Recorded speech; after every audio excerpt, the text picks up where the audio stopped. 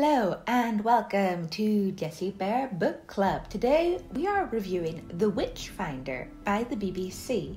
I was really excited for this show because I love Daisy May Cooper and this country. I also love witch trials and this period of history, so what could possibly go wrong? The trailer made me worried though, because the show looked as if it was going to be very slapstick, and I didn't really know any of the other cast. I'd only ever seen them in minor roles, so what was going to happen, I didn't know. I also was never a fan of Upstart Crow, and I believe one of the writers of The Witchfinder was the same guy as Upstart Crow. So I was hopeful, but I had reservations. After watching the first episodes, my impressions were that the show was middling. Daisy May Cooper plays a version of Carrie Mucklow, and it seems to be a who's who of minor British actors in the side roles. Beautiful setting though, and I liked the bit about the dead pig and the hen who was her familiar. That stuff rung true with real witch trials. I enjoyed the second episode more than the first, mainly because of the Cavaliers who had amazing costumes and were kind of sexy in that Cavalier way. I also enjoyed the fact Mary from Ghosts was in this. I like to pretend that this takes place in the same universe as Ghosts, so that perhaps is a relative of Mary's. I also like to pretend that Thomasine is a relative of Carrie Mucklow's. Does anybody else do this? It just kind of ties it all together for me. I find Gideon Bannister, the main Witchfinder, extremely unlikable, and the second Witchfinder, Hebel, annoying, which puts me off the show.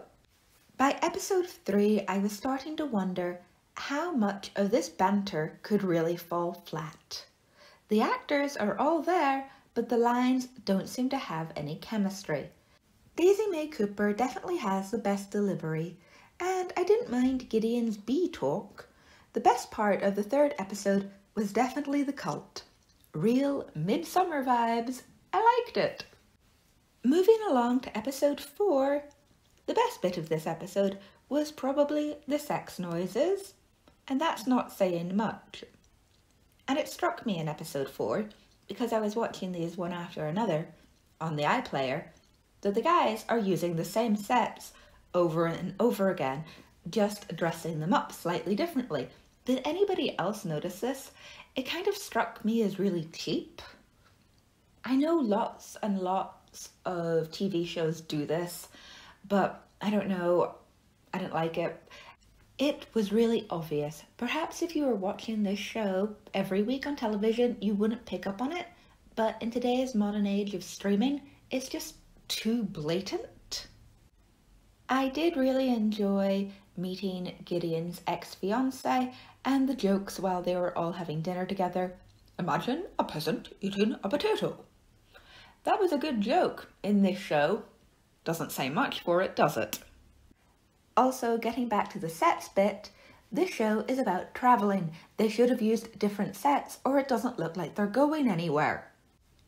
Episode 5 was definitely the funniest episode in this programme. I love Julian Barrett, and he was a great fake witchfinder, especially his line about 4 whores. Alan Mustafa was also amazing. His back and forth with Daisy May Cooper was the best chemistry in the show. I wish they had cast him as Gideon Bannister, then the show might actually have been funny. This episode also takes a really dark turn, which kind of clashes with the previous episodes that were quite slapstick. After episode 5, I was actually looking forward to episode 6 because it was the big finale and I thought it might actually be funny. But it was strangely flat. The Witchfinder General was a massive disappointment. They should have simply had Julian Barrett be the Witchfinder. He's funny. Him and the guy Gideon had chemistry, and the CG body of bees didn't look very good. Why did they cast people in this show that had no chemistry? It was like trying to watch Twilight all over again, except they were murdering 2 of my favourite things, historical comedies and witch-finding. Blackadder could do it. The Guardian gave The Witchfinder 2 stars and The Independent gave it 3. And I can see why. I give The Witchfinder 4 out of 10. It is not to the same level of historical jokes as Ghosts or Blackadder, and even though the actors were all pretty famous, there was simply a lack of chemistry, even though the lines were delivered well. I would probably watch a second season of The Witchfinder simply because I want it to be better so badly. The premise for the show is there. It just didn't seem to happen for some reason. This was a complete hit and a miss. One of the good things about this show was the costumes. The Cavalier costumes were sexy and cavalier-y. The cult costumes were all somehow similar, using light colours, matching them all in, which really worked. But the big downside was the lack of chemistry and the reusing of the sets, which I simply couldn't get over. If you enjoyed this review and agree with my idea about The Witchfinder being flat with no chemistry, please subscribe to my channel and like this video for more ramblings about historical TV shows. See you all next time. Bye!